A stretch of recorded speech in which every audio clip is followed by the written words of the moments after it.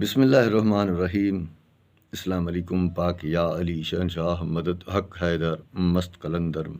مہدی مولا ہادی رہبر۔ جی میں تمام ان دوستوں کے ساتھ مخاطب ہوں اس وقت کہ ہم جو دعویٰ کرتے ہیں کہ ہمیں اہل بیت سے محبت ہے، مودت ہے، یہ کیسے پہچانی جائے، اس کا کیسے پتہ چلے کہ ہمیں محمد و آل محمد اللہم صلی علی محمد و آل محمد صلی اللہ علیہ وآلہ وسلم سے محبت اور مودت ہے؟ اس کے لیے سب سے بڑی بات جو خاص، باقی کو چھوڑتا ہوں میں ورنہ مضمون لمبا ہو جائے گا، وہ خاص چیز ہے ان کا کہا ماننا۔ جس سے محبت ہو اس کا کہا ماننا، یہ محبت کی سب سے پہلی سیڑھی، چیپٹر، دریچہ، ڈور، جو بھی کہیں، پائدان کہیں، یہ پہلا پائدان ہے محبت کا۔ اگر ہم اہل بیت کی محبت کا دعویٰ کریں اور ان سے محبت تو کریں لیکن ان کا کہا نہ مانیں، ان کا کہنا نہ مانیں اگر ہم، تو کیا ہم کو ان سے محبت ہے؟ نہیں ہے۔ یہ پھر دعویٰ کرنا منافقت ہے، فرعونیت ہے کہ ہمیں اہل بیت سے محبت نہ ہو کیونکہ ہم ان کا کہا نہیں مانتے۔ اگر ہم یا آپ جو بھی ان کا کہا مانتا ہے وہ ان سے محبت کرتا ہے، وہ با ایمان ہے۔ کہے ماننے والا، کہنا ماننے والا یہ دعویٰ کر سکتا ہے کہ جس سے مجھے محبت ہے اس کا میں کہنا مانتا ہوں، کہنا مانتے ہو تو پھر ٹھیک ہے، آپ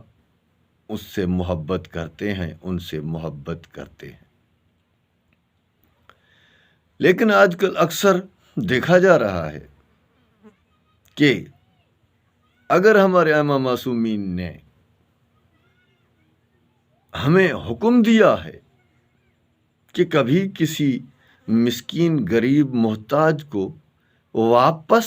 دروازے سے خالی واپس مت کرنا، اور یہ سب سے بڑی اور سب سے قیمتی چیز ہے، سب سے بڑی اور سب سے قیمتی چیز ہے کہ ہم اپنے ائمہ معصومین کا کہا مانیں، ان کے کہنے پر قربانی دینا۔ آپ کے پاس ہے، بہت کچھ ہے، لیکن ایک مومن محتاج آپ کے پاس آتا ہے، آپ کے پاس طاقت بھی ہے، اس کو کچھ نہ کچھ دو، خالی مت لوٹاؤ۔ اور اللہ کے نام پر خیرات کرنا نماز سے بھی افضل ہے، یہ چیز بھی بتاتا چلوں، کیونکہ پاک مولا علی شہنشاہ نے حالت رکوع میں یعنی نماز میں، نماز کو روک کر فقیر کو اللہ کے نام پر انگوٹھی دی ہے۔ ہمارے شیعہ حضرات تو بہت فخر کرتے ہیں نا اس بات پر، تو یہاں پر آ کر اگر ہم مولا علی پاک شہنشاہ کی نماز کو پکڑ لیں،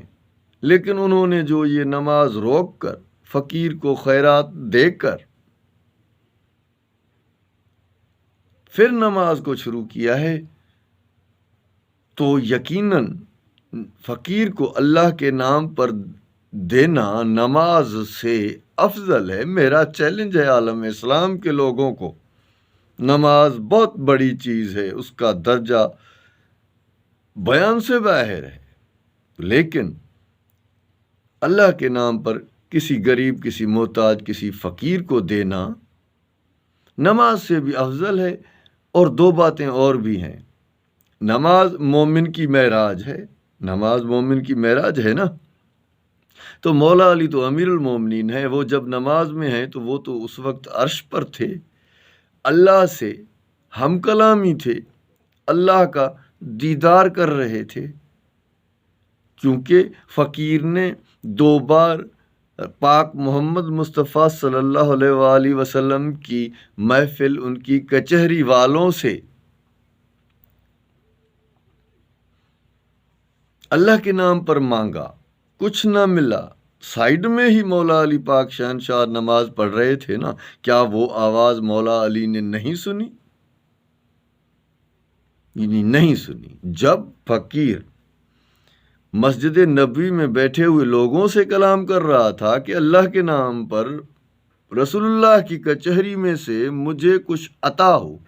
2 بار فقیر کچہری والوں سے، زمین والوں سے مخاطب تھا، تیسری بار فقیر نے اوپر دیکھا اور اللہ پاک سے شکایت کی کہ اے میرے اللہ پاک، تو گواہ رہنا کہ میں تیرے رسول صلی اللہ علیہ وآلہ وسلم کی کچہری میں سے خالی لوٹ کر جا رہا ہوں، اور مولا علی اللہ کے پاس معراج پر آسمانوں پر نماز یہاں پڑھ رہے ہیں، اوپر بیٹھے ہوئے ہیں، کیونکہ قرآن پاک میں ہے کہ ان کی روحیں ملاء الاعلیٰ میں ہیں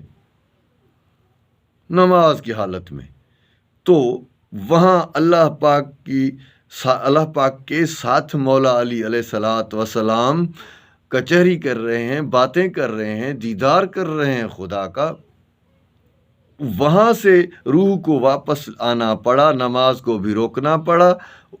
وہاں کچہری جو بات گفتگو ہو رہی تھی اللہ پاک اور مولا علی کے درمیان، اس کو بھی وہیں چھوڑنا پڑا، دیدار کو بھی وہیں چھوڑنا پڑا، نیچے روح آ کر اپنے جسم میں آ کر انگوٹھی دے کر پھر معراج پر چلی گئی، کیونکہ نماز مومن کی معراج ہے۔ اب آپ خود اندازہ لگائیں کہ جب مولا علی علیہ السلام یہ 3 کام، اللہ کا دیدار، اللہ سے گفتگو، گفتار اور نماز، تینوں کاموں کو جیسے ٹی وی کو اسٹاپ کیا جاتا ہے، ریموٹ سے اسٹاپ کیا، وہیں پر چیز رک گئی، اپنا کام کر کے پھر وہیں سے اس کو شروع کیا، تو مولا علی علیہ السلام نے بھی ایسے اللہ پاک کے کلام کو، اللہ کے دیدار کو، نماز کو اسٹاپ کر کے فقیر کو خیرات دے کر بعد میں نماز کو آگے کیا۔ تو اس سے صاف ظاہر ہوتا ہے کہ نماز سے فقیر کو اللہ کے نام پر دینا افضل ہے۔ اور 4 پارے کی پہلی آیت ہے کہ کسی بھی نیکی کا اجر آپ کو تب تک نہیں ملے گا جب تک اللہ کی راہ میں اپنی پیاری سے پیاری چیز خرچ نہ کرو، کسی کو نفع نہ دو اپنی پیاری چیز سے، تب تک چاہے کتنی بھی نمازیں پڑھو، روزے رکھو، حج کرو، زکاتیں دو، زواری کرو، کچھ حاصل نہیں ہونا۔